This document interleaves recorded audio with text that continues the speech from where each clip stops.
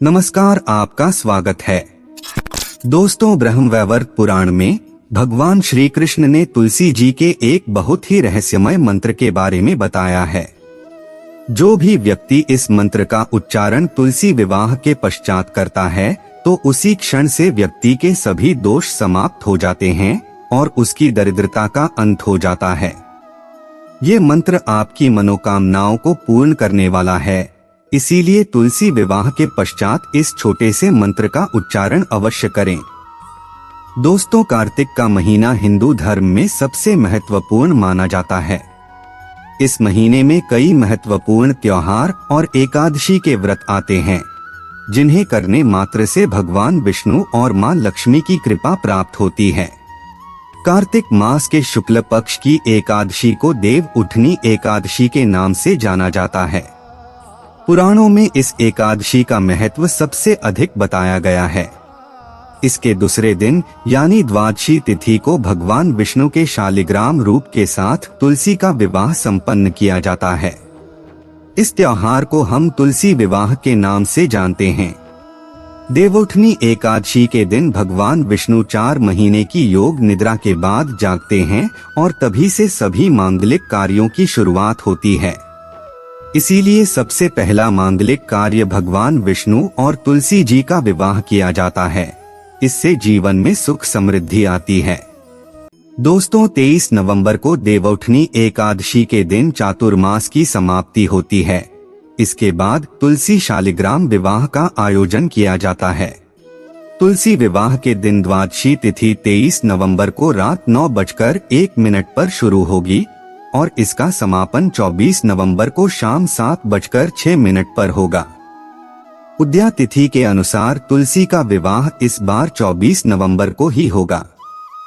आज के इस वीडियो में हम आपको बताने जा रहे हैं तुलसी विवाह करने की सही विधि क्या है, तुलसी विवाह के दिन कौन से कार्य नहीं करने चाहिए और जानेंगे तुलसी के पौधे में कौन कौन सी चीज बांधनी चाहिए। साथ ही जानेंगे तुलसी माँ का वो मंत्र जो मनोकामनाओं की पूर्ति करने वाला है। तो इसलिए इस वीडियो को पूरा अंत तक अवश्य देखें। दोस्तों, ब्रह्मवैवर्त पुराण में वर्णित प्रसंग के अनुसार एक बार नारद जी ने भगवान श्री कृष्ण से पूछा, है प्रभु, तुलसी भगवान श्री हरि को प्रिय है, इसीलिए परम पवित्र है। वो संपूर्ण जगत में पूजनीय है, परंतु उनकी पूजा कब करनी चाहिए, तुलसी का विवाह कैसे करना चाहिए तथा किस मंत्र का उच्चारण करने से ये देवी प्रसन्न होती है, कृपया मुझे बताएं। इस प्रकार से नारद जी द्वारा पूछे जाने पर भगवान श्री कृष्ण ने उन्हें तुलसी पूजन तथा तुलसी विवाह के संबंध में महत्वपूर्ण ज्ञान दिया है, जो आप सभी को अवश्य जानना चाहिए। भगवान श्री कृष्ण कहते हैं, जिस घर की स्त्री नित्य तुलसी का पूजन करती है और उसे जल अर्पण करती है तो उसके घर से दुख दरिद्रता कोसों दूर रहते हैं। उसके घर में सदैव ही देवी लक्ष्मी का वास रहेगा। जो लोग कार्तिक मास में तुलसी का विवाह संपन्न करते हैं उनकी दरिद्रता का नाश होता है। जो मनुष्य कार्तिक महीने में श्री हरि विष्णु को तुलसी पत्र अर्पण करता है वो सहस्त्र गायों के दान का पुण्य प्राप्त करता है। तुलसी के पूजन से जिनका विवाह ना हुआ हो उनका विवाह हो जाता है। जिसे संतान न हो उसे संतान का सुख प्राप्त होता है। रोगी रोग मुक्त हो जाता है और भयभीत मनुष्य निर्भय हो जाता है एवं पापी भी सभी पापों से मुक्त हो जाता है। कार्तिक मास में तुलसी का शालिग्राम के साथ विवाह करने पर दंपति जीवन में सुख शांति आती है। शास्त्रों के अनुसार तुलसी महालक्ष्मी का अवतार है, वहीं शालिग्राम को भगवान विष्णु का रूप माना जाता है। तुलसी का विवाह करते समय शास्त्रों में बताई गई विधि का ही पालन करना चाहिए, तभी ये विवाह संपन्न होता है। इससे घर में मां लक्ष्मी और भगवान विष्णु का चिरकाल तक वास रहता है। सबसे पहले जानते हैं तुलसी विवाह के दिन कौन से कार्य नहीं करने चाहिए। सबसे पहली बात है, तुलसी विवाह के दिन घर को पूरी तरह से साफ और स्वच्छ रखें। घर में किसी भी प्रकार की गंदगी ना हो। तुलसी के पौधे के पास स्वच्छता रखें और रंगोली बनाकर उसे अच्छे से सजाएं। अगर कोई महिला मासिक धर्म से है तो वह तुलसी की पूजा ना करें। पुरुषों को तुलसी पूजा के दिन किसी भी प्रकार का नशा नहीं करना चाहिए और मांस मदिरा सेवन से बचना चाहिए। नशे की हालत में तुलसी के पौधे के पास भूल से भी ना जाएं, जिससे तुलसी नाराज हो जाती है। ये एक अत्यंत पवित्र पौधा है। ऐसी तामसिक अवस्था में तुलसी के पास जाना पाप माना गया है। तुलसी विवाह के दिन पति पत्नी शारीरिक संबंध स्थापित ना करें। अगर ऐसा कोई अपवित्र कार्य किया है तो स्नान करके ही पवित्र होकर तुलसी का विवाह संपन्न करें। बिना स्नान किए तुलसी के पौधे के पास न जाए और भूल से भी बिना नहाए तुलसी के पौधे को स्पर्श न करे। इस दिन तुलसी के पत्ते न तोड़े। एक दिन पहले ही तुलसी के पत्ते तोड़कर रखें और फिर पूजा में इनका प्रयोग करें।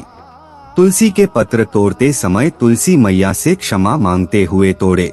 तुलसी विवाह के दौरान मन में किसी प्रकार के बुरे विचार न आने दे। मन को साफ और स्वच्छ रखकर ही तुलसी की पूजा करें। रात्रि में तुलसी के पौधे को स्पर्श न करें अथवा उसके पत्ते न तोड़े। ऐसा करना अशुभ माना गया है। रात्रि में तुलसी का पौधा निद्रा अवस्था में होता है। ऐसे में पत्ते तोड़ने पर पाप ही लगता है। तुलसी का विवाह करते समय तुलसी को सुहाग का सामान अवश्य चढ़ाएं। इससे अखंड सौभाग्य की प्राप्ति होती है।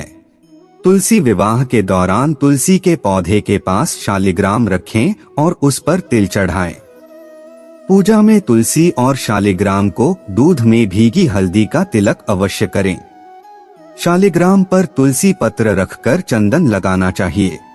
तुलसी का विवाह शाम के समय करना ही सर्वोत्तम होता है।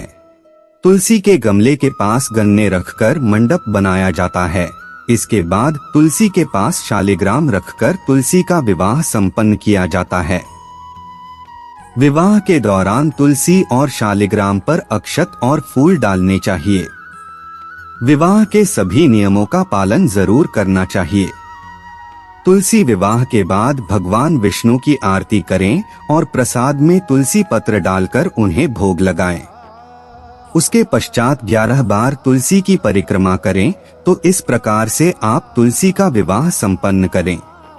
वही इस दिन कुछ खास उपाय करने से वैवाहिक जीवन से जुड़ी समस्याएं खत्म हो जाती हैं, जिसके परिणाम स्वरूप शादीशुदा जीवन में हमेशा खुशहाली बनी रहती है। तुलसी विवाह के दिन सुख शांति और समृद्धि के लिए तुलसी माँ को चुनरी अवश्य चढ़ाने चाहिए।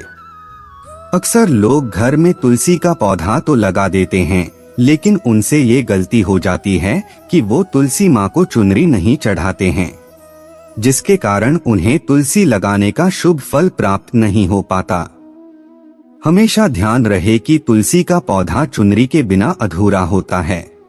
तुलसी केवल एक पौधा नहीं है, बल्कि वो देवी है, विष्णु पत्नी है। उन्हें हम अपनी माता मानते हैं। इसीलिए तुलसी को चुनरी अवश्य ही चढ़ाने चाहिए। इससे पति पत्नी में प्रेम और विश्वास बढ़ता है। घर में रहने वाली महिलाएं सदा सुहागन और सौभाग्यशाली रहती हैं।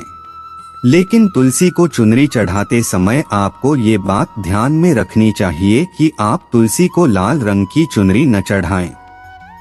लाल रंग का संबंध मंगल ग्रह से होता है और बुध ग्रह तुलसी से संबंधित होता है। मंगल और बुध ग्रह मित्र नहीं हैं। बुध के अनुकूल शुक्र ग्रह है और शनि है। इसीलिए तुलसी पर लाल चुनरी कभी नहीं चढ़ाने चाहिए। आप तुलसी पर हरे रंग की, पीले रंग की अथवा नीले रंग की चुनरी चढ़ा सकते हैं। लेकिन कई लोग पुरानी फटी हुई चुनरी तुलसी पर बांध देते हैं। ऐसा करना भी अशुभ होता है। तुलसी पर नई चुनरी ही बांधनी चाहिए। तुलसी पर चुनरी चढ़ाने के लिए एकादशी का दिन सर्वोत्तम होता है। आप किसी भी एकादशी के दिन नई चुनरी लाकर उसे तुलसी के पौधे में बांध दें। इससे आपको कई गुना अधिक लाभ प्राप्त होंगे। तुलसी को बिना चुनरी के कभी ना रखें। अगर चुनरी पुरानी हो जाए तो चुनरी को एकादशी के दिन ही बदलना चाहिए। तुलसी विवाह के दिन एक पीला रंग का धागा लेकर अपने शरीर की लंबाई के बराबर नापकर काट ले। इसके बाद उसमें 108 गांठ लगा दे और फिर तुलसी के पौधे के नीचे बांध दें। इसके साथ ही अपनी मनोकामना कहे। जब आपकी मनोकामना पूर्ण हो जाए तो इस धागे को खोलकर जल में प्रवाहित कर दे। श्री कृष्ण कहते हैं, जो भी स्त्री तुलसी विवाह के दिन तुलसी के समक्ष इस मंत्र का उच्चारण करेगी वो सौभाग्यशाली बनेगी। जो भी पुरुष तुलसी के सामने इस मंत्र का उच्चारण करेगा उसे अक्षय धन की प्राप्ति होगी। तुलसी का ये मंत्र राजकल्पतरु है, ये समस्त फलों को प्रदान करने वाला है। जो भी तुलसी के सामने इस मंत्र का उच्चारण करेगा उसे संपूर्ण सिद्धियां प्राप्त होगी। वो मंत्र इस प्रकार से है, श्री ह्रीं क्लीं ऐं वृंदावन्य स्वाहा। इस मंत्र का जाप करने मात्र से उसी क्षण व्यक्ति के समस्त पाप नष्ट हो जाते हैं और उसकी दरिद्रता समाप्त होकर अपार धन संपत्ति की प्राप्ति होती है। तुलसी विवाह के दिन तुलसी के पौधे में थोड़ा सा कच्चा दूध अर्पित करें। दूध चढ़ाते समय ओम नमो भगवते वासुदेवाय नमः इस मंत्र का जाप अवश्य करना चाहिए। तो दोस्तों, इस प्रकार से आप भी तुलसी का विवाह अवश्य संपन्न करें। माँ लक्ष्मी और भगवान विष्णु की कृपा आप पर सदा बनी रहेगी। तो दोस्तों, ये वीडियो आपको कैसा लगा हमें कमेंट बॉक्स में जरूर बताएं। साथ ही वीडियो को लाइक करें, अपने दोस्तों के साथ शेयर करें और चैनल को सब्सक्राइब करना ना भूलें। जल्द मुलाकात होगी अगली वीडियो में, तब तक के लिए नमस्कार।